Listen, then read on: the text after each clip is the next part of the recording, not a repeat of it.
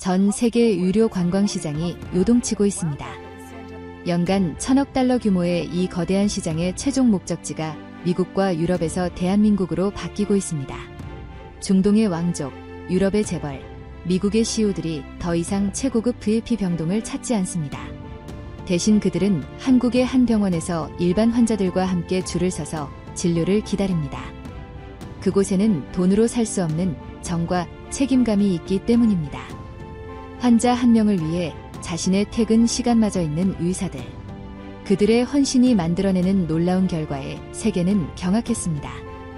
그리고 이 놀라운 변화를 가장 극적으로 보여주는 한 남자의 이야기가 있습니다. 지금부터 그 사연을 여러분께 소개해드리겠습니다. 미국 남성의 사연입니다. 제가 한국 병원에 처음 발을 디뎠을 때 저는 이미 시체나 다름없었습니다. 심근경색 2회, 식도암 3기, 재발과 전이까지. 미국 최고의 의사들이 제게 준 건 모르핀과 호스피스 팸플릿뿐이었죠. 그런데 한국 의사가 제 손을 잡고 말했습니다. 우리는 당신을 포기하지 않습니다. 저는 54년 만에 처음으로 의사의 눈에서 거래가 아닌 진심을 보았습니다. 제 이름은 존 그레이엄, 54세입니다. 월스트리트가 저를 부르는 호칭은 포식자 혹은 그레이엄 그라인더였습니다. 그라인더라니 맷돌처럼 상대를 갈아버린다는 뜻이었을 겁니다. 저는 그 별명을 싫어하지 않았습니다. 오히려 즐겼습니다. 그것은 제 성공의 훈장이었으니까요. 제 사무실은 맨해튼 미드타운, 렉싱턴 애비뉴에 솟아오른 유리와 강철의 탑 68층에 있었습니다. 한쪽 벽면 전체가 통유리였고 그 너머로 뉴욕의 스카이라인이 장난감처럼 펼쳐졌습니다. 센트럴파크는 거대한 녹색 양탄자처럼 보였고 허드슨강은 석양빛에 붉게 물든 비단 리본 같았습니다. 이 풍경은 저의 전리품이었습니다. 제가 이 도시의 정점에 서 있음을 증명하는 배지였습니다. 저는 그레이엄 캐피털 파트너스의 창립자이자 CEO였습니다. 20년 전 단돈 10만 달러로 시작한 이 회사를 저는 500억 달러 규모의 거대 헤지펀드로 키워냈습니다. 저의 철학은 단순했습니다. 잠은 패배자들을 위한 것이다. 하루 4시간 이상 자본 적이 없었고 주말은 평일의 연장이었습니다. 제게 가족이란 크리스마스 카드에 함께 서명하는 사람들, 그리고 제 성공의 수혜자들이었습니다. 아내 신시아는 막대한 신탁 자금을 관리하며 자선 파티를 여는 데 유능했고 두 아들 벤과 루카스는 아이비리그를 졸업하고 제 회사의 안전한 임원 자리를 예약해 두었습니다. 모든 것이 완벽한 아메리칸 드림의 청사진이었습니다. 저는 숫자를 숭배했습니다. 시장 점유율, 수익률, 경쟁사 대비 성장률. 인간관계 역시 철저한 손익 계산에 따랐습니다. 제게 이익을 주지 못하는 인간은 제 시간 속에서 존재할 가치가 없었습니다. 제 건강. 그것 역시 관리해야 할 자산에 불과했습니다. 저는 미국 최고의 주치의를 고용했습니다. 그는 분기마다 제 사무실로 방문해 혈액 검사를 했고 저는 그에게 최고급 와인을 선물하며 제 몸을 10년 더 버틸 수 있게 유지해 주십시오, 박사님. 이라고 넉살 좋게 말하곤 했습니다. 그는 제게 몇 가지 알약, 콜레스테롤 저하제, 혈압 강화제, 그리고 가끔씩 찾아오는 가슴 통증을 위한 비상약을 처방해 주었습니다. 저는 그 알약들을 이탈리아산 최고급 비타민처럼 매일 아침 에스프레소와 함께 삼켰습니다. 제 삶의 첫 번째 균열은 3년 전 51세의 어느 화요일 아침에 시작되었습니다. 그날도 여느 때와 다르지 않았습니다. 새벽 4시에 일어나 30분간 러닝머신을 뛰고 심박수는 이미 위험 수위를 넘나들었지만 무시했습니다. 냉수 샤워를 한 뒤 6시에는 사무실에 도착했습니다. 아침 7시 런던 지사장과의 격렬한 화상회의를 막 끝낸 참이었습니다. 런던 놈들이 대형 인수합병건에서 미적지근한 태도를 보인 탓에 저는 모니터를 향해 거의 고함을 지르다시피 했습니다. 당신들 거기서 차나 마시라고 제가 그 비싼 돈을 주는 게 아닙니다. 당장 계약서에 도장을 찍으세요. 아니면 내일 당장 짐 싸서 허드슨 강에 뛰어들 준비나 하십시오. 연결을 끊고 넥타이를 거칠게 비틀어 풀었을 때였습니다. 시야가 순간적으로 흐려졌습니다. 마치 초점이 맞지 않는 카메라 렌즈를 들여다보는 것 같았습니다. 저는 마른 기침을 몇 번 하며 책상 위에 차가운 물을 들이켰습니다. 하지만 흐릿함은 가시지 않았고 왼쪽 가슴에서 이상한 통증이 시작되었습니다. 날카로운 바늘로 찌르는 것이 아니라 거대한 바이스가 심장을 꽉 움켜쥐고 으스러뜨리는 듯한 압박이었습니다. 젠장. 저는 책상을 짚었습니다. 손이 미세하게 떨리고 있었습니다. 그라인더의 손이 말입니다. 저는 이것이 과로와 스트레스 때문이라고, 에스프레소를 너무 많이 마신 탓이라고 했어 스스로를 안심시켰습니다. 이럴 때 필요한 건 더 강한 자극, 혹은 잠깐의 무시였습니다. 저는 다음 회의 자료를 집어들려 했지만 팔이 제 의지대로 움직이지 않았습니다. 왼팔 전체가 마치 납덩이처럼 무거워지며 저릿한 감각이 손끝까지 퍼져나갔습니다. 그리고 숨이 막혔습니다. 누가 제 목을 조르는 것처럼 호흡이 가빠졌습니다. 넥타이는 이미 풀었지만 셔츠 칼라가 올가미처럼 목을 죄는 듯했습니다. 68층 통유리 너머의 뉴욕 스카이라인이 기괴하게 일그러지기 시작했습니다. 저는 비서에게 연락하기 위해 인터컴 버튼을 누르려 했지만 손은 허공을 몇 번 휘저을 뿐이었습니다. 살려주. 그것이 제가 내뱉은 마지막 단어였습니다. 저는 10만 달러짜리 마호가니 책상 위로, 그날 아침에 월스트리트 저널 위로 무너져 내렸습니다. 다음에 눈을 떴을 때 저는 병실에 있었습니다. 제 전용 주치의가 아니라 병원의 응급심장 전문의가 제 침대 옆에 서 있었습니다. 그의 표정은 심각했습니다. 그레이엄 씨, 아주 운이 좋았습니다. 급성 심근경색이었습니다. 관상동맥 하나가 거의 90% 막혀 있었더군요. 저는 미국 최고의 병원, 뉴욕 장로병원의 최고급 VIP 병실에 누워 있었습니다. 방은 5성급 호텔 스위트룸보다 넓었고 창밖으로는 이스트강이 보였습니다. 하지만 공기는 살균제 냄새로 가득했습니다. 그래서 저는 거친 목소리로 물었습니다. 수술은요? 스텐트. 뭐든 빨리 처리하고. 언제 퇴원할 수 있습니까? 의사는 제 태도에 익숙하다는 듯, 하지만 동의하지 않는다는 표정으로 차트를 넘겼습니다. 일단 스텐트 삽입술을 성공적으로 마쳤습니다. 하지만 그게 문제가 아닙니다. 그레이엄 씨, 당신의 심장은 지금 당장이라도 터져버릴 시한폭탄 같습니다. 극심한 스트레스, 만성적인 고혈압, 불면증. 당신은 당신의 몸을 학대해왔습니다. 박사님, 저는 제 몸을 관리해왔습니다. 최고의 의사에게 최고의 비용을 지불하면서 말입니다. 그 관리라는 것이 고작 약물로 증상을 억누르는 것이었습니까? 의사는 한숨을 쉬었습니다. 당신에게 필요한 건 최소 3개월간의 절대적인 휴식입니다.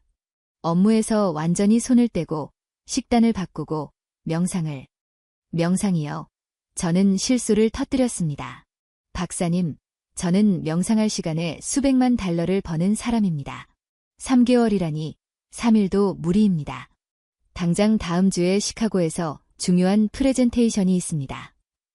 의사는 포기한 듯 고개를 저었습니다. 그 시카고 프레젠테이션이 당신의 장례식이 될 수도 있습니다. 우리는 최선을 다했습니다. 스텐트를 삽입했고 혈전 용해제를 투여할 겁니다. 하지만 당신이 삶의 방식을 바꾸지 않는다면 우리는 다음번에 당신을 살릴 수 없을 겁니다. 다음 골든타임은 없을지도 모르니까요. 저는 그를 비웃었습니다. 골든타임. 제 인생은 전부가 골든타임이었습니다. 저는 병원 측에 제가 동의할 수 있는 가장 비싸고 가장 빠른 회복 프로그램을 요구했습니다. 그들은 제게 수십 가지의 약물을 처방했습니다. 혈압약은 2종류가 더 늘었고 베타 차단제, 항응고제, 그리고 신경안정제까지 추가되었습니다. 제 몸은 최첨단 제약 기술의 집합체가 되었습니다. 저는 정확히 일주일 만에 퇴원했습니다. 물론 이사회에는 가벼운 탈진 증세였다고 보고했습니다. 그리고 보란듯이 시카고행 비행기에 올랐습니다. 그것이 3년 전의 일입니다. 저는 의사의 경고를 무시한 대가를 치러야 했습니다. 첫 번째 심근경색 이후 제 몸은 서서히, 하지만 확실하게 망가져 가고 있었습니다. 스텐트 시술을 받은 심장은 여전히 시한폭탄처럼 불규칙하게 뛰었고 부정맥, 약물 부작용으로 인해 저는 늘 안개 속에 있는 것처럼 몽롱했습니다. 밤에는 잠을 이룰 수 없었고 낮에는 극심한 피로감에 시달렸습니다. 하지만 그라인더는 멈출 수 없었습니다. 저는 제 약점을 가리기 위해 더욱 공격적으로 일했습니다. 더 많은 계약을 성사시켰고 더 많은 돈을 벌어들였습니다. 제 사무실의 에스프레소 머신은 24시간 돌아갔고 저는 제 주치의가 처방한 약물에 더해 불법적인 각성제에도 손을 대기 시작했습니다. 그래야만 했습니다. 월스트리트에서 약한 모습은 곧 죽음이었으니까요. 그리고 1년 전 53세가 되던 해 두 번째 재앙이 찾아왔습니다. 이번에는 심장이 아니었습니다. 그것은 훨씬 더 교활하고 치명적인 방식으로 찾아왔습니다. 시작은 단순한 속 쓰림이었습니다. 저는 그것이 제가 매일 마시는 독한 커피와 위스키, 그리고 끝없는 스트레스 때문이라고 생각했습니다. 제산제를 한 움큼씩 삼켰지만 소용이 없었습니다. 곧이어 음식을 삼키는 것이 고통스러워졌습니다. 마치 목구멍에 유리 조각이 걸린 것 같았습니다. 그리고 피를 토했습니다. 아침 회의를 준비하던 중 격렬한 기침과 함께 검붉은 피가 제 하얀 셔츠와 책상 위에 서류를 적셨습니다. 이번에는 뉴욕 최고의 암센터인 슬론 캐터링이었습니다. 결과는 끔찍했습니다. 식도암 3기. 이미 종양은 식도벽을 뚫고 주변 림프절까지 전이된 상태였습니다. 어떻게 이럴 수가. 저는 망연자실했습니다. 저는 매년 최고의 건강검진을 받았는데요. 담당 종양 전문의인 닥터 해리스는 냉정하게 MRI 사진을 가리켰습니다. 그레이엄 씨, 암은 종종 증상이 나타날 때까지 숨어 있습니다. 특히 당신처럼 극단적인 생활 방식은 당신의 면역 체계가 완전히 무너진 겁니다. 미국 최고의 의료 기술이 다시 한번 저를 위해 동원되었습니다.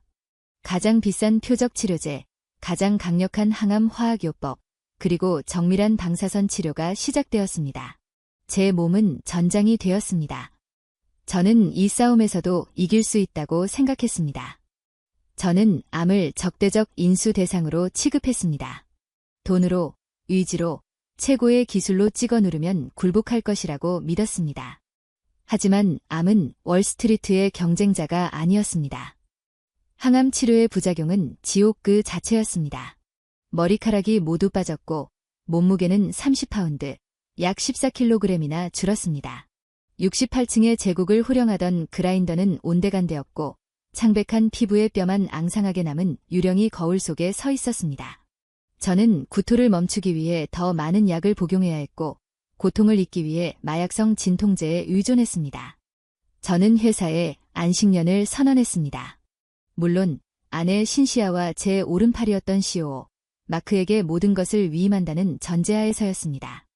마크는 제가 20년 전 길거리에서 발굴해 제 모든 것을 가르친 수제자였습니다. 저는 그를 아들처럼, 아니, 제 무능한 아들들보다 더 신뢰했습니다. 치료는 6개월간 이어졌습니다. 끔찍한 고통의 시간이었지만 저는 버텼습니다. 그리고 마침내 닥터 해리스는 관의 상태에 들어섰다고 선언했습니다. 종양이 현저하게 줄어들었고 림프절 전이도 멈췄다는 것이었습니다. 존, 당신은 정말 강한 사람이군요. 닥터 해리스가 제 어깨를 두드렸습니다. 하지만 명심하십시오. 이것은 완치가 아닙니다. 5년 생존율은 솔직히 말해 40% 미만입니다. 재발 가능성이 매우 높습니다. 저는 그 말의 절반만 들었습니다. 관해. 그것은 제게 승리를 의미했습니다. 저는 다시 일어설 수 있었습니다. 저는 코네티컷의 대저택에서 요양을 시작했습니다. 신시아는 제 곁을 지극정성으로 간호하는 것처럼 보였습니다. 그녀는 제게 유기농 주스를 가져다 주었고 마크는 매일 저녁 저택을 방문해 회사 업무를 보고했습니다. 회장님, 걱정 마십시오. 모든 것이 순조롭습니다. 회장님이 구축하신 시스템은 완벽합니다. 마크의 충성심 어린 눈빛에 저는 안도했습니다. 저는 서서히 기력을 회복해 갔습니다. 머리카락도 조금씩 자라기 시작했습니다. 저는 복귀를 준비했습니다. 6개월간의 지옥에서 살아 돌아온 영웅의 복귀를 말입니다. 그때 저는 알아채지 말아야 할 것을 알아채고 말았습니다. 그날은 비가 내리는 늦은 저녁이었습니다. 저는 서재에서 간단한 시장 보고서를 읽고 있었습니다. 마크가 업무 보고를 위해 들렀고 신시아가 그를 맞이했습니다. 저는 그들에게 줄 위스키를 가지러 가기 위해 조용히 일어섰습니다. 몸이 아직 성치 않아 발소리를 거의 내지 않고 걷는 것이 버릇이 되어 있었습니다. 서재 문틈으로 신시아와 마크의 목소리가 새어나왔습니다. 그들의 목소리는 평소의 업무적인 톤이 아니었습니다. 낮고 은밀하며 기묘한 열기로 가득 차 있었습니다. 얼마나 더 이 연극을 해야 하죠? 신시아, 마크의 목소리였습니다. 그 영감, 생각보다 질기네요. 항암 치료를 받고도 저렇게 버티다니. 저는 그 자리에 얼어붙었습니다. 제 손에서 위스키 잔이 미끄러질 뻔했습니다.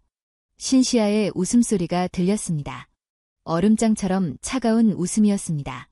진정해요, 마크. 의사 말로는 재발 가능성이 아주 높다고 했어요. 우리가 조금만 더 인내심을 가지면 돼요. 그가 지금 죽어버리면 이 사회가 당신을 CEO로 앉히는데 동의하지 않을 거예요.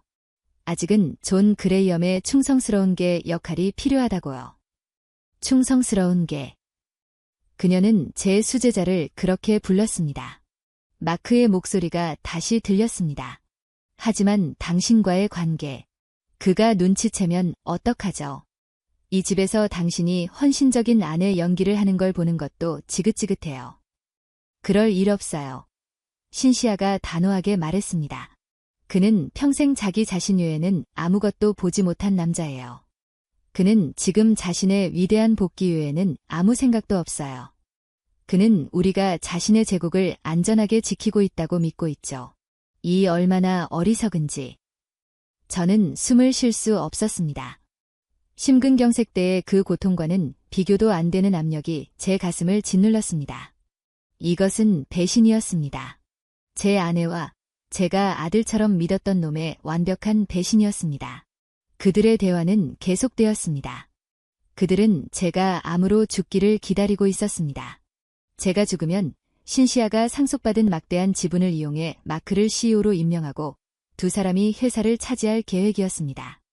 그들은 이미 제 개인 변호사와 재무 담당자까지 매수해둔 상태였습니다. 제가 서명했던 수많은 서류들 속에는 제 유고시 모든 권한을 신시아와 마크에게 위임한다는 독소 조항들이 교묘하게 숨겨져 있었습니다. 저는 비틀거리며 제 침실로 돌아왔습니다. 구역질이 났습니다. 암세포가 아니라 제 삶 전체가 썩어 문드러진 것 같았습니다. 지난 30년간 제가 이룬 모든 것, 68층의 사무실, 코네티컷의 대저택, 수백억 달러의 자산. 그것은 모래성이었습니다. 아니, 그것은 저를 오가맨 거대한 감옥이었고 제 주변의 모든 인간은 저를 감시하는 간수이거나 제 죽음을 기다리는 하이에나였습니다. 미국 최고의 의료 기술. 그것은 제 생명을 연장시켰을 뿐 제 삶을 구원하지 못했습니다. 오히려 제 고통의 시간만을 늘려놓았습니다. 저는 최고의 변호사, 최고의 의사, 최고의 파트너들에게 둘러싸여 있었지만 제 편은 단 한 명도 없었습니다. 그날 밤 저는 깨달았습니다. 암이 저를 죽이기 전에 제 아내와 제 수제자가 저를 산채로 매장할 것이라는 것을 말입니다. 저는 며칠 밤낮을 고열에 시달리는 사람처럼 끙끙 앓았습니다. 분노가 치밀었지만 동시에 극심한 공포가 저를 사로잡았습니다. 저는 이제 환자였습니다. 힘없는, 늙고 병든 사자였습니다. 제가 지금 당장 그들을 고소하고 이 사회의 모든 것을 폭로한다 해도 그들은 저를 암 치료 부작용으로 인한 편집증 환자로 몰아갈 것이 뻔했습니다. 그들은 이미 모든 증거를 조작해 두었을 것입니다. 저는 도망쳐야 했습니다. 이 집에서, 이 나라에서 말입니다. 하지만 어디로 가야 할까요? 유럽, 카리브해의 어느 섬. 그들은 제 모든 금융 거래를 손바닥처럼 들여다보고 있을 터였습니다. 제가 어디로 가든 그들의 영향력에서 벗어날 수 없었습니다. 저는 절망 속에서 제 개인 노트북을 열었습니다. 지난 몇 년간 저는 제 주치의와 닥터 해리스가 보낸 모든 진료 기록과 소견서를 비밀리에 개인 클라우드에 저장해 두고 있었습니다. 그것은 저의 마지막 보험이었습니다. 저는 제 병력을 검토했습니다. 심근경색, 스텐트 삽입, 식도암 3기, 항암 및 방사선 치료, 그리고 관의 상태. 하지만 재발 가능성 60% 이상. 저는 인터넷을 뒤지기 시작했습니다. 식도암 재발 치료, 세계 최고 암 병원. 수많은 이름이 떴습니다. MD 앤더슨, 존스 홉킨스. 하지만 모두 미국 내에 있었습니다. 그들의 네트워크 안에 있었습니다. 그때 제 머릿속에 아주 오래전의 기억 하나가 스쳐 지나갔습니다. 10년도 더 전의 일이었습니다. 저는 한국의 한 중소기업과 부품 공급 계약을 맺기 위해 서울을 방문한 적이 있었습니다. 그 회사의 대표는 미스터 김이라는 뿔테 안경을 쓴 고지식해 보이는 남자였습니다. 저녁 식사 자리에서 저는 여느 때처럼 제 성공담을 떠벌리고 있었습니다. 미스터 김은 그저 조용히 듣고만 있었습니다. 미스터 그레이엄, 그가 조심스럽게 입을 열었습니다. 성공도 중요하지만 건강이 가장 중요합니다. 사실 제 아버님께서 몇 년 전 위암 말기 판정을 받으셨습니다. 미국 클리블랜드 클리닉에서도 포기했었죠. 오, 유감이군요. 저는 건성으로 대답했습니다. 하지만 아버님은 지금 완치되셨습니다. 저는 놀라서 그를 쳐다봤습니다. 완치요. 말기 암이었는데 어떻게? 서울에 있는 한 대학병원에서 수술을 받으셨습니다. 그리고 한방이라고 아십니까? 전통 의학인데 면역력을 키우는 치료를 병행했습니다. 기적처럼 회복하셨습니다.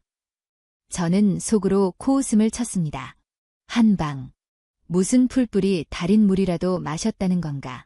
저는 그저 운이 좋았거나 아니면 미국 의사들의 오진이었을 거라고 치부했습니다. 아시아인들의 과장 섞인 무용담쯤으로 여겼습니다. 하지만 지금, 10년이 지난 지금, 절망의 벼랑 끝의 선택에 그 한방이라는 단어와 기적이라는 단어가 절박하게 떠올랐습니다. 저는 한국 암치료라고 검색했습니다. 수많은 기사와 병원 웹사이트가 쏟아져 나왔습니다. 저는 놀라지 않을 수 없었습니다. 서울 아산병원, 삼성 서울병원, 서울대병원. 이 병원들의 위암, 대장암, 그리고 간암 수술 성공률은 미국 최고 병원들을 능가하고 있었습니다. 그들은 최첨단 로봇 수술과 정밀 의료 기술을 보유하고 있었습니다. 그리고 제 눈길을 사로잡은 것이 있었습니다.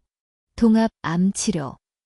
많은 병원들이 서양 의학의 표준 치료와 더불어 환자의 면역력 증강과 삶의 질 향상을 위한 프로그램을 운영하고 있었습니다.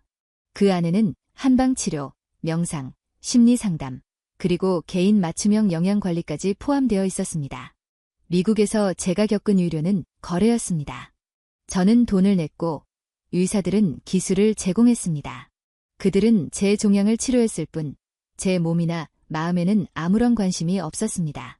저는 그저 수많은 데이터 중 하나, 실패할 확률 60%짜리 케이스일 뿐이었습니다. 그런데 한국의 병원들은 환자 중심이라는 말을 쓰고 있었습니다.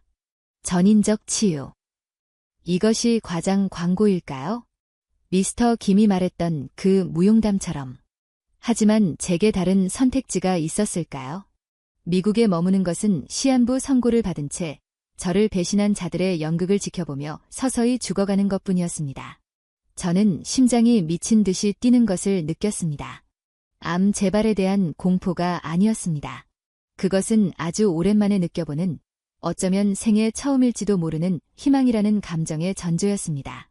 저는 그날 밤 제 모든 진료 기록을 영문으로 정리하여 서울 아산병원의 국제진료센터에 이메일로 전송했습니다. 신시아와 마크가 추적할 수 없도록 스위스에 개설해 둔 비상용 비밀 계좌에서 소액의 자금을 인출할 준비도 마쳤습니다. 다음 날 아침, 저는 충격적인 답장을 받았습니다. 미국 병원에서는 담당 의사의 비서를 통해 예약을 잡는 데만 며칠이 걸리고 간단한 답변을 듣는데도 수백 달러의 청구서가 날아왔습니다. 그런데 서울에서 온 답장은 24시간도 채 되지 않아 도착했습니다. 존 그레이엄 님께 귀하의 소중한 기록을 검토하였습니다. 저희 병원 식도암 센터의 교수님께서 직접 귀하의 케이스를 검토하셨습니다. 미국에서의 치료가 성공적으로 관해를 이끌어낸 것은 매우 다행스러운 일입니다. 하지만 저희는 재발 방지 및 면역력 강화를 위한 애프터 케어가 절실히 필요하다고 판단합니다. 귀하가 한국을 방문하신다면 우리는 정밀 재검사를 통해 현재 상태를 파악하고 서양 의학의 추적 관찰과 더불어 동서양 통합 의학센터와의 협진을 통해 귀하의 면역 체계를 재건하고 심신의 안정을 도모하는 맞춤형 프로그램을 제안 드릴 수 있습니다. 방문을 원하신다면 즉시 일정을 조율해 드리겠습니다. 귀하의 빠른 쾌유를 진심으로 기원합니다. 이메일의 마지막 문장이 제 심장을 울렸습니다. 귀하의 빠른 쾌유를 진심으로 기원합니다. 그것은 변호사가 작성한 법률 문서 같은 미국 병원의 통보서와는 달랐습니다. 그 안에는 온기가 있었습니다. 물론 비즈니스적인 상투어일 수도 있었습니다. 하지만 지금의 제게는 그 한 문장이 제가 잊고 살았던 인간적인 관심처럼 느껴졌습니다. 저는 결심했습니다. 저는 신시아와 마크에게 요양을 위해 조용한 곳으로 떠나겠다. 당분간 아무도 찾지 말라. 는 메시지를 남겼습니다. 그들은 제 마지막 여행이라고 생각하며 안도했을 것입니다. 저는 최소한의 짐만 챙겼습니다. 변호사도, 비서도, 가족도 없이 말입니다. 제 전용기를 이용할 수도 없었습니다. 저는 일반석 티켓을 현금으로 구매했습니다. 뉴욕 JFK 공항에서 인천으로 향하는 대한항공 KE086편이었습니다. 비행기가 이륙하고 제가 건설한 제국, 저를 배신한 도시의 야경이 발 아래로 멀어져 갈 때 저는 54년 만에 처음으로 아이처럼 소리내어 울었습니다. 그것은 절망의 눈물이었지만 동시에 알 수 없는 해방감의 눈물이기도 했습니다. 저는 모든 것을 잃었습니다. 그리고 이제 저 자신을 되찾기 위한 마지막 도박을 하러 지구 반대편의 낯선 나라, 코리아로 향하고 있었습니다. 14시간의 비행은 고문이었습니다. 제 몸은 이미 항암 치료의 후유증으로 만신창이가 된 상태였습니다. 일반석의 좁은 좌석은 제 앙상한 뼈마디를 사정없이 찔러댔고 목은 타는 듯이 아팠습니다. 기내식을 거의 넘기지 못했습니다. 그저 차가운 물로 겨우 약을 삼키고 간헐적인 수면과 고통스러운 각성을 반복할 뿐이었습니다. 창밖이 서서히 밝아오고 비행기가 고도를 낮추기 시작했습니다. 저는 잿빛 얼굴로 창문에 이마를 기댔습니다. 구름 아래로 거대한 땅이 보였습니다. 빽빽한 아파트 숲과 산, 그리고 거대한 다리들이 얽힌 한강. 서울이었습니다. 인천국제공항에 발을 내디뎠을 때 저는 거의 쓰러지기 직전이었습니다. 짐이라고는 작은 기내용 캐리어 하나가 전부였지만 그걸 끄는 것조차 버거웠습니다. 공항은 거대하고 깨끗했으며 믿을 수 없을 정도로 효율적이었습니다.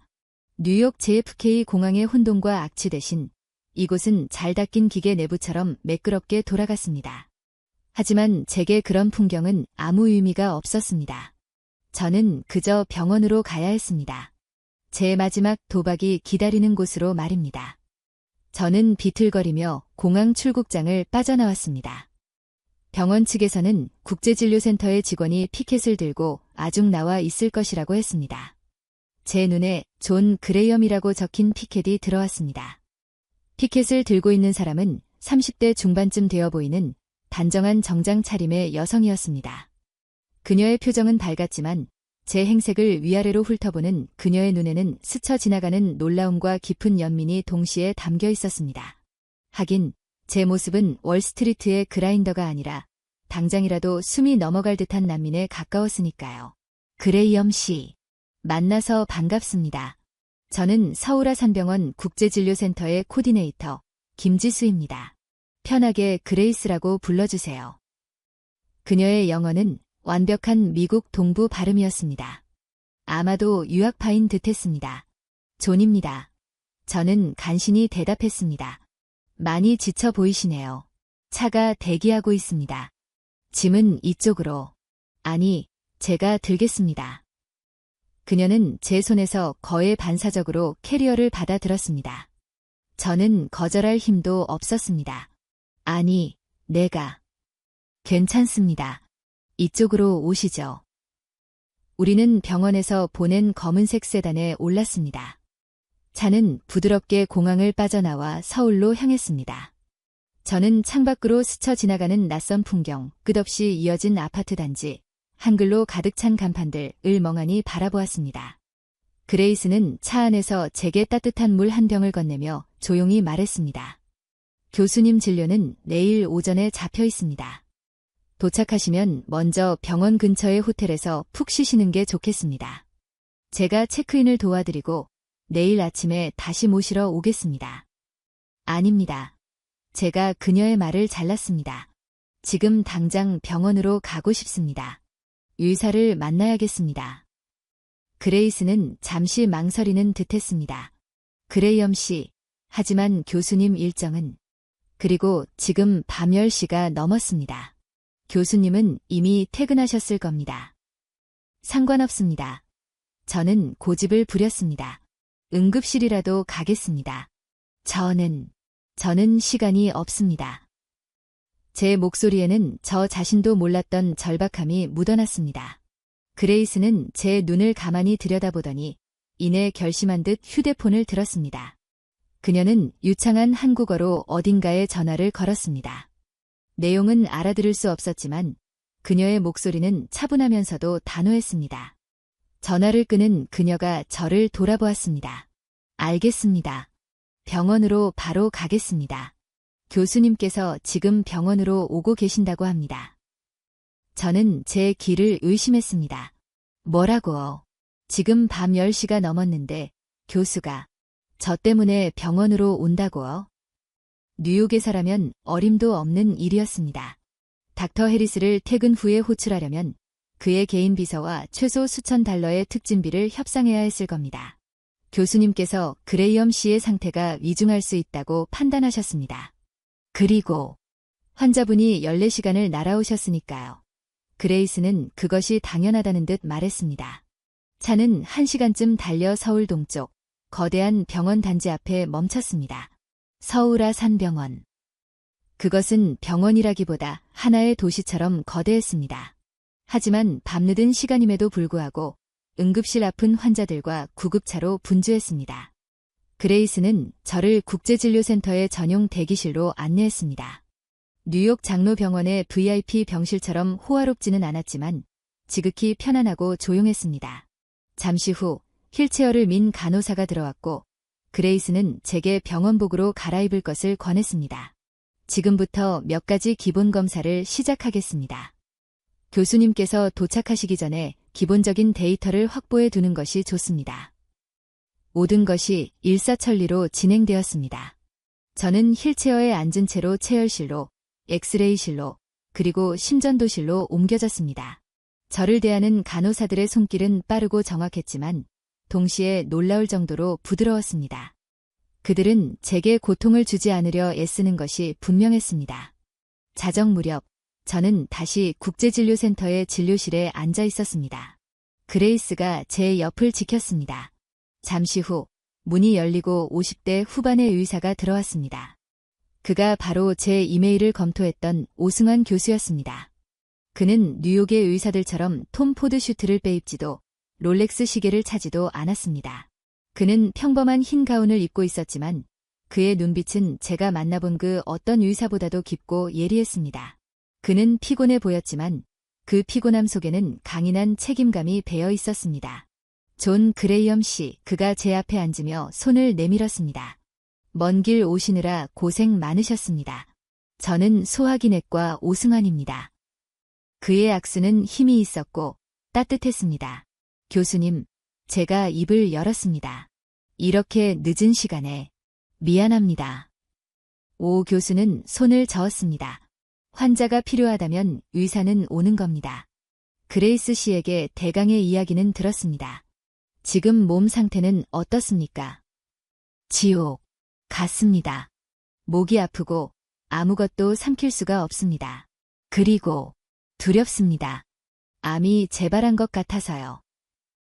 오 교수는 제가 보낸 진료 기록이 담긴 모니터를 응시했습니다. 그리고 저를 바라보았습니다. 그의 시선은 저를 환자가 아닌 한 명의 고통받는 인간으로 바라보는 듯했습니다. 그레이엄 씨, 우리는 추측으로 일하지 않습니다. 정확한 데이터가 필요합니다. 이미 미국에서 힘든 치료를 받으신 것을 압니다. 하지만 우리는 처음부터 다시 시작해야 합니다. 당신의 몸 상태를 정확히 파악하기 위해 내일 아침부터 가장 정밀한 검사를 시작하겠습니다. 내일 아침이요. 저는 놀랐습니다. PT 스캔이나 MRI 같은 것들 말입니까? 뉴욕에서는 그런 검사를 예약하려면 최소 2주는 기다려야 했습니다. 오 교수는 희미하게 미소 지었습니다. 여기는 한국입니다. 그레이엄 씨. 우리는 그것을 원스톱 서비스라고 부릅니다. 내일 하루 만에 모든 검사가 끝날 겁니다. PET, CT, 내시경, 복부 초음파, 그리고 필요하다면 MRI까지. 그리고 모레 오전에 우리는 그 결과를 놓고 다시 이야기하게 될 겁니다. 하루 만에 이 모든 검사가. 저는 이것이 꿈인지 생시인지 분간할 수 없었습니다. 뉴욕에서는 VIP 환자인 저조차도 검사 결과를 받기 위해 일주일을 초조하게 기다려야 했습니다. 하지만 비용은? 제가 조심스럽게 물었습니다. 스위스 계좌에서 빼온 돈은 한정되어 있었습니다. 그때 그레이스가 끼어들었습니다. 그레이엄 씨, 물론 미국보다는 훨씬 합리적일 겁니다. 하지만 지금은 비용을 생각할 때가 아닙니다. 회복에만 집중하십시오. 그날 밤, 저는 병원 내의 VIP 병실에 입원했습니다. 뉴욕의 병실처럼 이스트강이 보이지는 않았지만 창밖으로 한강의 야경이 펼쳐져 있었습니다. 그리고 그곳에는 살균제 냄새 대신 아주 희미하고 따뜻한 밥 냄새 같은 것이 섞여 있었습니다. 다음 날 아침, 전쟁 같은 하루가 시작되었습니다. 저는 그레이스의 안내에 따라 거대한 병원 내부를 휠체어를 타고 이동했습니다. 그곳은 정말 도시였습니다.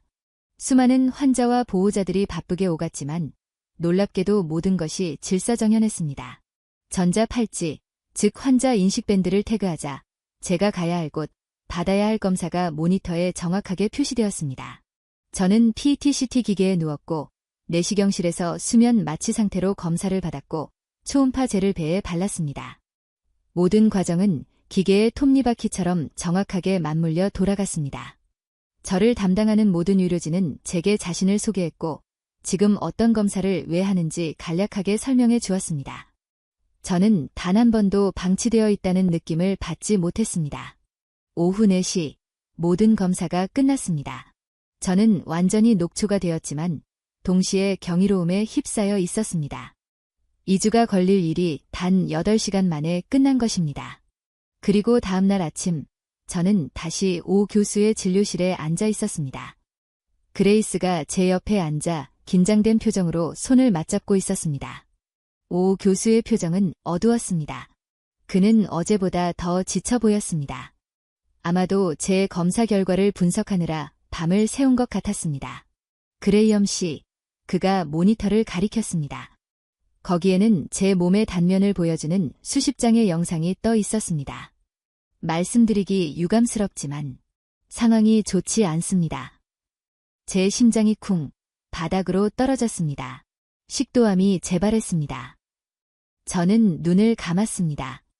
신시아와 마크의 비웃음소리가 환청처럼 들리는 듯했습니다. 결국 여기까지 와서도 끝인가.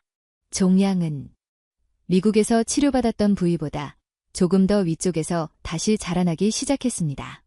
크기는 아직 작지만 매우 공격적인 형태입니다. 그리고 여기 간에도 작은 전이가 의심됩니다. 간전이. 그것은 사형 선고나 다름없었습니다. 저는 숨을 쉴 수 없었습니다. 그럼 끝난 거군요. 닥터 해리스 말이 맞았어요. 5년 생존율 40%. 아니, 이제 0%겠지요. 존. 오 교수가 저를 그레이엄 씨가 아닌 존이라고 불렀습니다. 저는 고개를 들었습니다. 우리는 숫자로 환자를 판단하지 않습니다. 물론 상황은 매우 심각합니다. 미국에서 이미 강력한 항암 치료와 방사선 치료를 받았기 때문에 당신의 몸은 더 이상 그런 독한 치료를 견뎌내기 어려울 수 있습니다. 그럼 그냥 죽으라는 겁니까? 제 목소리가 분노로 떨렸습니다. 아닙니다. 오 교수의 목소리는 단호했습니다. 우리는 싸울 겁니다. 하지만 이번에는 다른 방식으로 싸워야 합니다. 그는 옆에 있던 그레이스에게 고갯짓을 했습니다. 그레이스가 저를 향해 몸을 돌렸습니다. 존, 교수님께서는 당신을 위해 다학제 진료팀을 소집하셨습니다. 단순히 종양만 공격하는 것이 아니라 당신의 몸 전체를 회복시키는 팀입니다. 다학제? 네, 오 교수님은 당신의 주치의로서 전체 치료를 지휘하실 겁니다. 그리고 당신은 2명의 의사를 더 만나게 될 겁니다. 오 교수가 말을 이었습니다. 한 명은 한방면역센터의 이준호 교수입니다. 그는 동양의학 전문가로 당신의 무너진 면역체계를 재건하고 항암 치료의 부작용을 최소화하는 것을 도울 겁니다. 한방어. 침 맞고 풀 다려 먹는 거 말입니까? 저는 여전히 회의적이었습니다. 그렇습니다. 그리고 당신은 그 풀의 힘에 놀라게 될지도 모릅니다. 오 교수는 진지했습니다. 그리고 또 한 명은 정신건강의학과의 박 교수입니다. 당신의 마음을 돌볼 사람입니다. 정신과 의사요? 제가 미쳤다는 겁니까? 아니요. 오 교수의 목소리는 부드러웠지만 단호했습니다. 당신은 모든 것을 잃었고 죽음의 공포와 싸우고 있습니다. 그 스트레스가 당신의 면역체계를 갉아먹고 암세포를 키우고 있습니다. 우리는 암세포와 싸우는 동시에 당신의 마음도 함께 치료해야 합니다. 이것이 우리의 통합암 치료입니다. 저는 할 말을 잃었습니다. 미국에서 저는 식도암 3기 환자라는 라벨이 붙은 고깃덩어리에 불과했습니다. 의사들은 제 종양 크기에만 관심이 있었습니다. 하지만 지금 이 한국인 의사는 제 면역체계와 마음을 이야기하고 있었습니다. 그때 진료실 문이 노크 소리와 함께 열리고 2명의 의사가 더 들어왔습니다.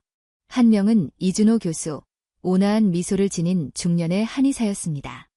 다른 한 명은 박 교수, 날카롭지만 따뜻한 눈빛을 지닌 젊은 여성 정신과 의사였습니다. 그들은 오 교수의 양옆에 섰습니다. 마치 저라는 하나의 성을 되찾기 위해 모인 3명의 장군처럼 보였습니다. 오승환 교수가 제게 말했습니다.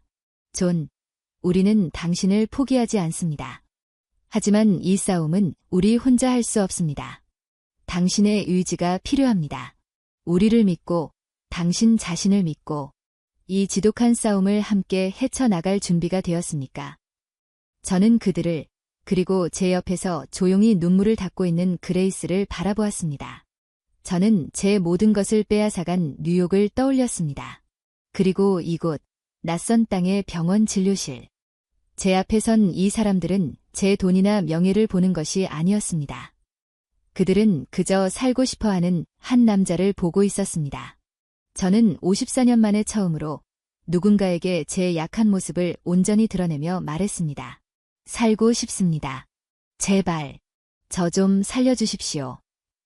오 교수가 제 손을 굳게 잡았습니다. 좋습니다. 그럼 지금부터 시작합시다. 그것은 제 2번째 전쟁의 시작이었지만 이상하게도 처음으로 혼자가 아니라는 느낌이 들었습니다. 제 앞에 3명의 의사가 서 있었습니다. 주치의 오승환 교수, 저의 종양을 추적하고 제거할 장군, 한방면역센터의 이준호 교수, 저의 무너진 면역체계를 재건할 보급 사령관, 정신건강의학과의 박선영 교수, 저의 불타는 마음을 다스릴 전략가. 이것은 제가 아는 의학이 아니었습니다. 뉴욕에서 저는 부품이었습니다.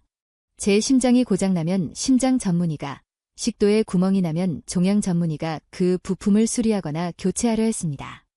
하지만 그들은 존 그레이엄이라는 기계 전체가 녹슬고 있다는 사실에는 관심이 없었습니다. 좋습니다. 지금부터 시작합시다. 오 교수의 그 말이 떨어지기 무섭게 저는 거대한 톱니바퀴의 일부가 되었습니다. 하지만 이번에는 저를 갈아버리는 그라인더가 아니라 저를 다시 조립하는 정교한 기계의 일부가 된 기분이었습니다. 치료 계획은 3방향으로 동시에 진행되었습니다. 첫 번째는 오승환 교수의 첨단 기술이었습니다. 그는 제게 2번째 항암 화학요법은 무의미하다고 선언했습니다. 제 몸이 이미 독성에 절어 있었기 때문입니다. 존, 우리는 더 똑똑하게 싸워야 합니다. 오 교수는 제 재발한 종양 조직을 다시 떼어내 유전체 시퀀싱 검사를 의뢰했습니다.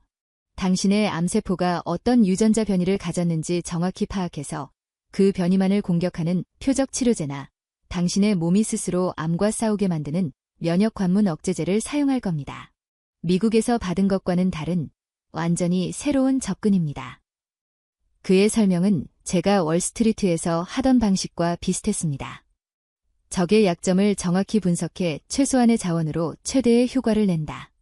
저는 이 부분은 이해할 수 있었고 신뢰할 수 있었습니다. 이것은 과학이었습니다. 하지만 두 번째와 세 번째 접근은 제 상식의 범주를 완전히 벗어나는 것이었습니다. 안녕하십니까, 존 그레이엄 씨. 저는 한의사 이준호입니다. 다음 날 한방면역센터의 이준호 교수가 제 병실로 찾아왔습니다. 그는 컴퓨터 모니터 대신 제 얼굴빛과 혀의 상태를 유심히 살폈습니다. 그리고는 제 손목을 잡고 베개 위에 올려놓았습니다. 뭘 하는 겁니까? 진맥입니다. 그가 눈을 감고 제 손목의 맥박에 집중했습니다. 당신의 몸이 지금 어떤 이야기를 하는지 듣는 중입니다. 저는 어이가 없었습니다. 21세기에 최첨단 PET-CT 장비가 돌아가는 이 병원에서 의사가 제 손목을 만지며 몸의 이야기를 듣는다고요. 10년 전 미스터 김의 무용담이 떠올랐습니다. 이건 그냥 미신이고 플라시보가 아닐까요? 몇 분간의 침묵 후 이 교수가 입을 열었습니다. 그의 진단은 놀라웠습니다. 몸이 완전히 말라붙어 있습니다. 존, 당신의 몸은 지금 극심한 사막화를 겪고 있어요. 미국에서 받은 강력한 항암제와 방사선 치료가 불처럼 당신 몸의 진액, 즉 수분을 전부 태워버린 겁니다. 그는 제 PET-CT 영상이나 혈액 수치 따위는 보지도 않고 말했습니다. 잠을 못 주무시죠? 아마 1시간에 한 번씩 깰 겁니다. 그리고 목은 항상 타는 듯이 마르고 피부는 종이장처럼 건조할 겁니다. 맞습니까?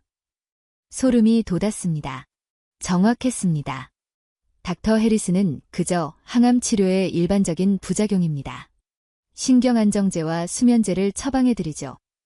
라고 말했을 뿐이었습니다. 당신의 땅이 사막이 되었는데 어떻게 새로운 생명이 자라나길 바라겠습니까? 이 교수는 부드럽지만 단호하게 말했습니다. 오승환 교수가 암세포라는 잡초를 제거하는 동안 저는 당신의 몸이라는 땅에 물을 대고 거름을 주는 역할을 할 겁니다.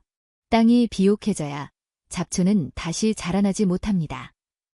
그는 제게 2가지를 처방했습니다. 침과 탕약. 탕약요. 그 풀뿌리 달인물 말입니까? 그렇습니다.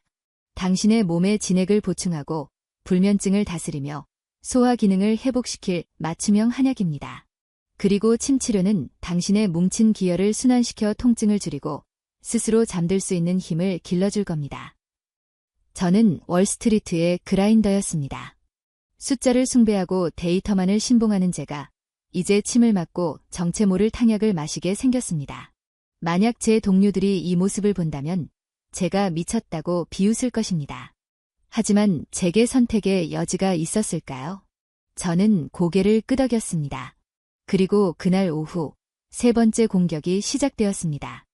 정신건강의학과 박선영 교수였습니다. 존, 만나서 반갑습니다. 그녀는 젊은 여의사였지만 그 눈빛은 제 모든 것을 꿰뚫어 보는 듯했습니다. 저는 방어 기제를 세웠습니다. 박사님, 시간 낭비하지 맙시다. 저는 미치지 않았습니다. 제게 필요한 건 항암제지 심리 상담이 아닙니다. 저는 그저 제 인생을 망친 그 여자와 그 자식에 대해 분노하고 있을 뿐입니다. 박 교수는 제 분노를 정면으로 받아내며 조용히 말했습니다. 존, 그 분노는 당연한 겁니다. 당신은 끔찍한 배신을 당했어요. 하지만 그 분노라는 불이 지금 당신의 집을 태우고 있습니다. 당신의 몸 말입니다. 그게 무슨? 극심한 스트레스와 분노는 코르티솔이라는 호르몬을 분비시킵니다. 그리고 이 코르티솔은 당신의 면역체계, 특히 암세포를 잡아먹는 NK세포의 활동을 심각하게 저해합니다. 당신은 지금 암세포가 가장 좋아하는 환경을 당신 스스로 만들고 있는 겁니다. 그녀는 심리학 용어가 아닌 철저히 의학적인 데이터로 저를 설득했습니다. 저는 당신의 분노를 없애려는 게 아니에요. 그 불을 통제하는 법을 가르쳐 드리려는 겁니다. 집을 태우는 불이 아니라 당신을 살리는 에너지로 바꾸는 거죠. 그것이 우리가 할 마음챙김 치료입니다. 명상이요. 그 요가나 하는 사람들이 하는 거요. 저는 또다시 실수를 터뜨렸습니다. 저는 그라인더입니다. 수도승이 아니란 말입니다. 박 교수는 웃었습니다. 좋아요. 그라인더. 그럼 두뇌를 갈고 닦는 일이라고 생각하죠. 하루에 딱 5분만 당신의 호흡에만 집중하는 겁니다. 당신을 배신한 그들이 아니라 지금 당신의 코로 들어오고 나가는 이 공기에만 말입니다. 저는 마지못해 고개를 끄덕였습니다. 침, 한약, 그리고 명상. 이것이 제 마지막 희망이라니. 기가 막힐 노르디였습니다. 첫 번째 충격은 그날 저녁, 탕약이 배달되었을 때 찾아왔습니다. 따뜻하게 데워진 검은색 액체가 담긴 팩이 제 병실로 배달되었습니다. 그레이스가 제게 그것을 컵에 따라주었습니다. 냄새는 끔찍했습니다. 축축한 흙냄새와 쓴 나무 껍질 냄새가 뒤섞여 있었습니다. 이걸 마시라고요. 네, 이준호 교수님께서 존을 위해 특별히 처방하신 약이에요. 식도에 무리가 가지 않도록 아주 순하고 진액을 보충하는 데 집중하셨다고 합니다. 저는 눈을 감고 그것을 입에 털어넣었습니다. 맛은 냄새보다 더 끔찍했습니다. 마치 헛웃은 강의 진흙을 퍼마시는 기분이었습니다. 저는 격렬하게 기침을 하며 간신히 그것을 삼켰습니다. 이게 정말 약입니까? 아니면 벌칙입니까? 그레이스는 웃음을 참으며 제 등을 두드려 주었습니다. 몸에 좋은 약은 입에 쓴 법입니다. 존. 두 번째 충격은 침 치료실에서였습니다. 이 교수는 제 등과 팔, 다리의 이곳저곳을 눌러보더니 가늘고 긴 침을 꺼내 들었습니다. 잠깐. 그거 아프지 않습니까? 주사 맞는 것보다 덜 아플 겁니다. 그냥 조금 뻐근한 느낌. 저는 눈을 질끈 감았습니다. 하지만 이 교수의 손놀림은 믿을 수 없을 정도로 섬세했습니다. 침이 피부를 뚫고 들어오는 느낌은 거의 없었습니다. 그가 몇 개의 침을 더 놓자 이상한 감각이 저를 사로잡았습니다. 날카로운 통증이 아니라 뻐근하고 묵직한 무언가가 제 몸속을 타고 흐르는 듯했습니다. 특히 제 어깨와 등, 그곳은 30년간 단 하루도 긴장을 풀지 못했던 돌덩이처럼 굳어있던 곳이었습니다. 자, 이제 20분간 이대로 편히 쉬십시오. 이 교수가 나가고 치료실에는 잔잔한 명상 음악만이 흘렀습니다. 저는 20분이나 어떻게 버티나라고 생각했습니다. 그리고 저는 잠이 들었습니다. 수면제나 마약성 진통제에 의한 몽롱한 기절이 아니었습니다. 그것은 제가 10대 시절 이후로 단 한 번도 경험해보지 못한 깊고 평화로운 수면이었습니다. 제가 다시 눈을 떴을 때 저는 개운함에 놀랐습니다. 그리고 제 어깨를 짓누르던 만성적인 통증이 절반은 사라진 것 같았습니다. 이게 대체... 저는 마법에 걸린 기분이었습니다. 하지만 저를 가장 뒤흔든 것은 유료 기술이나 신비한 침술이 아니었습니다. 그것은 사람이었습니다. 뉴욕에서 저는 VIP 환자였습니다. 제게는 최고의 의사가 배정되었지만 그들은 하루에 5분 이상 제 얼굴을 보지 않았습니다. 그들의 눈은 차트와 모니터에 고정되어 있었습니다. 간호사들은 약을 가져다 줄 때 외에는 제 병실에 들어오지 않았고 그들의 얼굴은 과중한 업무와 스트레스로 지쳐 있었습니다. 모든 것이 차가운 거래였습니다. 이곳은 달랐습니다. 오승환 교수는 아침 저녁으로 제 병실에 들렀습니다. 그는 제 종양 수치뿐만 아니라 어제는 좀 주무셨습니까? 오늘은 속이 좀 편하십니까? 라고 물었습니다. 그는 제 데이터가 아니라 제 안부를 물었습니다. 이준호 교수는 침을 놓으며 스트레스가 심할 땐 여기를 지압하세요. 라며 제 손에 혈자리를 알려주었고 박선영 교수는 제가 명상을 거부할 때마다 5분도 투자하지 못하는 그라인더는 없겠죠. 라며 저를 설득하고 기다려주었습니다. 그리고 그레이스, 김지수 코디네이터가 있었습니다. 그녀는 단순한 통역사가 아니었습니다. 제가 탕약을 마시기 힘들어할 때면 그녀는 어디선가 작은 약과를 가져와 제 입에 넣어주었습니다. 쓴 약 드셨으니 단 것도 좀 드셔야죠. 제가 병원 밥을 도저히 삼키지 못하자 그녀는 다음날 보온병을 들고 나타났습니다. 이게 뭐요? 죽이에요. 살로 만든 포리지죠. 한국 사람들은 아플 때 이걸 먹어요. 소화가 잘 되거든요. 그녀가 뚜껑을 열자 고소하고 따뜻한 김이 피어올랐습니다. 저는 조심스럽게 한 숟갈을 떴습니다. 그것은 아무 맛도 나지 않는 듯했지만 믿을 수 없을 정도로 부드럽게 제 목구멍을 타고 넘어갔습니다. 그리고 3개월 만에 처음으로 제 위장이 음식을 받아들이고 따뜻해지는 것을 느꼈습니다. 저는 숟가락을 든 채 그녀를 멍하니 바라보았습니다. 예. 왜 이렇게까지 하는 겁니까, 그레이스? 저는 진심으로 궁금했습니다. 당신은 병원 코디네이터입니다. 통역만 하면 되는 거 아닙니까? 이건 당신 업무가 아니잖아요. 당신의 인센티브가 뭐죠?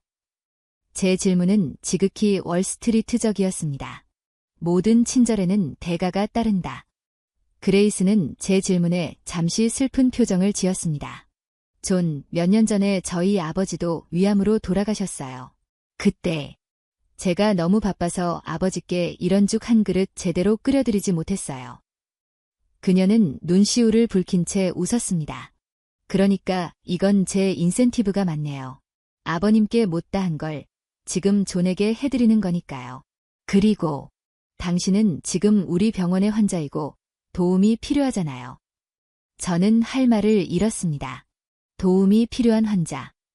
저는 평생 누군가를 돕거나 도움을 받아본 적이 없었습니다. 제 세계는 오직 승자와 패자로만 나뉘어 있었습니다. 하지만 지금 제 앞에 이 여성은 아무런 대가 없이 그저 인간적이라는 이유로 제게 따뜻한 죽을 끓여다 주었습니다. 그날 밤 저는 병실 창가에 앉아 서울의 야경을 바라보았습니다. 68층에서 내려다보던 뉴욕의 스카이라인과는 달랐습니다. 그곳은 제가 정복한 도시였지만 이곳은 저를 품어주는 낯선 도시였습니다. 손에는 아직도 쓴맛이 가시지 않은 탕약컵이 들려 있었습니다. 오 교수의 표적 치료제는 아직 투여가 시작되지도 않았습니다. 저는 여전히 재발한 암 환자였고 간 전이가 의심되는 시한부였습니다. 하지만 이상하게도 두렵지 않았습니다. 지난 3년간 저를 짓누르던 극심한 불안감과 제 심장을 옥죄던 그 압박감이 희미해진 것을 느꼈습니다. 저는 이곳에서 과학을 기대했습니다. 하지만 제가 지금 받고 있는 것은 과학을 넘어선 무언가였습니다. 그것은 정성이었고 관심이었으며 따뜻함이었습니다. 저는 54년 만에 처음으로 저를 거래 대상이나 수치가 아닌 사람으로 대해주는 이들에게 둘러싸여 있었습니다. 저는 아직 희망을 믿지 않았지만 제 몸이 먼저 반응하기 시작했습니다. 그날 밤 저는 탕약의 힘인지 침의 힘인지 아니면 그 죽 한 그릇의 힘인지 모를 이유로 수면제 없이 3시간을 내리 잠들었습니다. 그것은 기적의 시작이었습니다. 제 몸을 재건하기 위한 3개의 군대가 마침내 총공격을 시작했습니다. 첫 번째, 오승환 교수의 첨단 과학 군단이 선봉에 섰습니다. 제 종양의 유전체 시퀀싱 결과가 나왔습니다. 다행히도 제 암세포는 특정 단백질을 발현하고 있었고 이는 면역 관문 억제제에 반응할 가능성이 높다는 뜻이었습니다. 존, 이것은 희소식입니다. 오 교수가 차트를 가리켰습니다. 우리는 뉴욕에서 사용했던 독한 화학폭탄 대신 당신의 면역세포를 재훈련시키는 약물을 사용할 겁니다. 당신의 몸 안에 있는 T세포가 암세포를 적으로 인식하고 스스로 공격하도록 만드는 거죠. 면역치료. 닥터 해리스도 그걸 언급했지만 부작용이 심하고 성공률이 낮다고 했습니다. 그가 틀렸습니다. 오 교수는 단호했습니다. 최근 몇 년간 한국의 면역항암 데이터는 세계 최고 수준입니다. 그리고 우리는 그 부작용을 통제할 비밀 병기가 있으니까요. 저는 3주에 한 번씩 주사실에서 면역항암제를 정맥주사로 맞았습니다. 뉴욕의 슬론 캐터링 병원 VIP실은 개인 호텔방 같았지만 간호사는 하루에 2번 기계적으로 방문할 뿐이었습니다. 이곳의 주사실은 여러 환자가 함께 있는 다인실이었지만 간호사들은 10분에 한 번꼴로 저를 포함한 모든 환자의 상태를 체크했습니다. 그들의 눈은 모니터가 아닌 제 얼굴빛을 향해 있었습니다. 괜찮으세요, 그레이엄님? 열감이 좀 있으시네요. 면역치료의 반격은 2차 주입 후 시작되었습니다. 제 몸에 군대가 깨어나자 제 몸은 말 그대로 전장이 되었습니다. 40도에 육박하는 고열이 며칠간 이어졌고 온몸에 붉은 반점이 번지며 미칠 듯한 가려움증이 시작되었습니다. 뉴욕에서라면 저는 즉시 스테로이드와 항히민제에 절여졌을 것입니다. 하지만 오 교수의 비밀 병기, 즉 이준호 교수의 한방 군단이 즉시 투입되었습니다. 존, 예상했던 불이 올라오는 겁니다. 이 교수는 제 붉어진 혀와 타는 듯한 피부를 살폈습니다. 면역력이 과하게 항진되면서 몸이 스스로를 공격하는 겁니다. 이 불을 꺼야 합니다. 그날부터 지옥 같던 탕약의 레시피가 바뀌었습니다. 쓴맛은 여전했지만 그 안에 쌓은 박하 같은 서늘한 기운이 추가되었습니다. 석고와 금은화라는 약재입니다. 당신 몸에 열을 식히고 염증을 다스릴 겁니다. 놀라운 일이 벌어졌습니다. 탕약을 마신 지 사흘째 되던 날, 저를 미치게 하던 가려움증이 절반으로 줄었고 밤에 저를 태우던 고열이 잡히기 시작했습니다.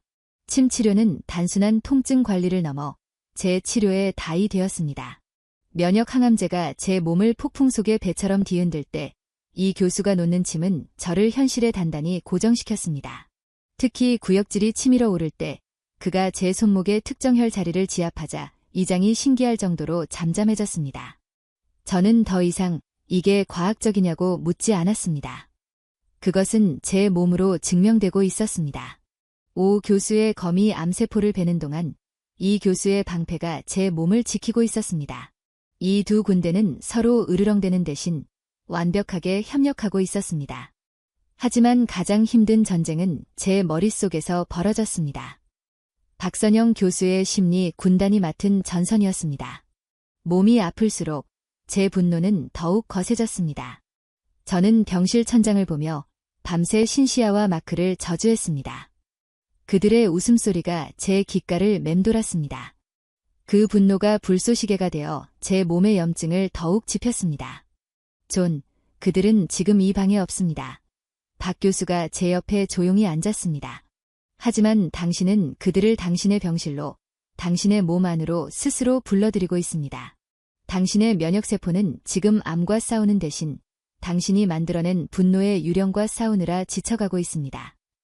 그럼 어쩌란 말입니까? 저는 소리쳤습니다. 그냥 다 잊으라고요. 수도승처럼. 아니요. 그녀는 차분했습니다. 잊지 마세요. 대신 관찰하세요. 당신의 분노를 적대적 인수 대상으로 보지 말고 시장의 데이터처럼 바라보세요. 그녀는 제게 5분 호흡법을 다시 가르쳤습니다.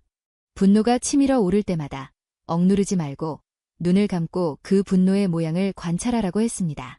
어느 날 밤 항암제 부작용으로 인한 극심한 관절통이 저를 덮쳤습니다. 진통제를 요청하려다 저는 처음으로 그녀의 말을 따르기로 했습니다. 저는 눈을 감았습니다. 숨을 들이마시고 내쉬었습니다. 아프다. 젠장. 뼈가 부서질 것 같다. 신시아.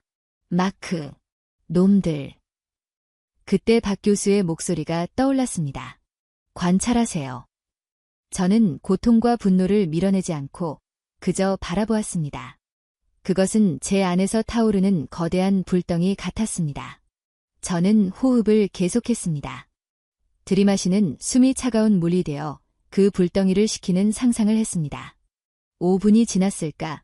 10분이 지났을까? 기적은 일어나지 않았습니다. 고통은 여전했습니다. 하지만 저는 그 고통에 함몰되지 않았습니다. 저는 고통을 겪는 나를 한 발짝 떨어져서 바라보고 있었습니다. 저는 54년 만에 처음으로 제 감정의 주인이 되는 법을 배운 것입니다. 저는 더 이상 월스트리트의 그라인더가 아니었습니다. 저는 제 마음을 다스리는 조련사가 되어가고 있었습니다. 그렇게 6개월이 흘렀습니다. 저는 병원을 퇴원해 병원 근처의 작은 레지던스 호텔에 머물며 통원 치료를 받았습니다. 제 몸무게는 조금씩 늘었고 머리카락도 제법 자라났습니다. 그 6개월간 제 곁을 지킨 것은 그레이스, 지수 씨였습니다. 그녀는 더 이상 병원 코디네이터가 아니었습니다. 그녀는 제 유일한 가족이자 친구였고 낯선 땅의 가이드였습니다. 존, 오늘은 날씨가 좋아요. 병원에만 있으면 병이 더 생겨요. 그녀는 주말마다 휠체어를 밀고 저를 병원 밖으로 이끌었습니다. 우리는 병원 뒤편의 한강공원을 산책했습니다.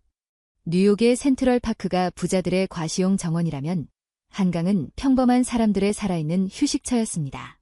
이게 치킨이라고요.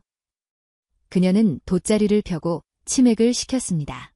물론 저는 맥주 대신 보리차를 마셨지만 난생 처음 먹어보는 바삭하고 매콤한 한국식 치킨 맛에 저는 눈이 희둥그레졌습니다.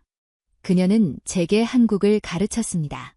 병원 식당이 지겨워지자 그녀는 저를 삼계탕 식당에 데려갔습니다. 이건 이준호 교수님 탕약이랑 비슷한 거예요. 인삼과 대추, 몸에 좋은 건 다 들어갔죠. 한국인들은 이걸 이열치열이라고 불러요. 저는 뜨거운 뚝배기 속에 뽀얀 국물을 한 숟갈 떠먹었습니다. 지독하게 쓴 탕약과는 달리 그것은 깊고 진한 맛으로 제 빈속을 든든하게 채웠습니다. 제 몸의 사막에 마침내 좋은 걸음이 뿌려지는 기분이었습니다. 저는 그녀에게 간단한 한국말을 배웠습니다. 감사합니다. 안녕하세요. 맛있어요. 제가 어설픈 발음으로 감사합니다라고 말할 때마다 식당 아주머니는 아이고, 잘한다 라며 제 그릇에 깍두기를 더 얹어주었습니다. 뉴욕에서 저는 돈을 지불하는 고객일 뿐이었지만 이곳에서 저는 서투른 말을 배우는 이웃이 되어가고 있었습니다. 저는 제 과거를 그레이스에게 덤덤하게 털어놓았습니다. 신시아와 마크의 배신, 제가 세웠던 모래성. 그녀는 그저 조용히 들어주었습니다. 존, 당신은 강한 사람이 아니었네요. 뭐라고요? 당신은 그저 무서웠던 거예요. 모든 것을 잃을까 봐. 그래서 더 높이 쌓아 올리려고만 했죠. 하지만 보세요. 당신은 모든 걸 잃고 나서야 비로소 숨을 쉬기 시작했어요. 그녀의 말은 박 교수의 그 어떤 상담보다도 날카롭게 제 심장을 찔렀습니다. 저는 모든 것을 잃었습니다. 그리고 살아있었습니다. 마침내 심판의 날이 왔습니다. 면역치료와 통합의학 치료를 시작한 지 6개월. 저는 추적 PTCT를 찍었습니다. 그 차가운 기계에 누워있는 동안 저는 54년 인생을 통틀어 가장 간절하게 기도했습니다. 다음 날 아침 오승환 교수의 진료실. 그 방에는 3명의 장군이 모두 와 있었습니다. 오승환, 이준호, 박선영 교수.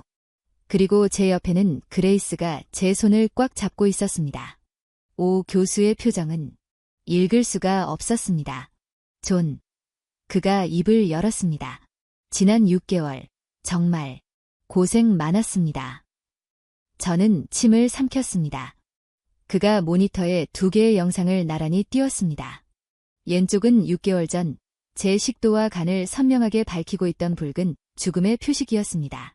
그리고 오른쪽은 오늘 찍은 제 몸의 영상이었습니다. 저는 제 눈을 의심했습니다. 오른쪽 영상은 깨끗했습니다. 마치 누군가 검은 도화지를 갖다 놓은 것처럼 그 어떤 붉은 점도 보이지 않았습니다. 교수님, 이거 영상이 바뀐 거 아닙니까? 오 교수가 마침내 웃었습니다. 그는 안경을 벗고 눈가를 닦으며 말했습니다. 아닙니다. 존, 이게 당신의 몸입니다.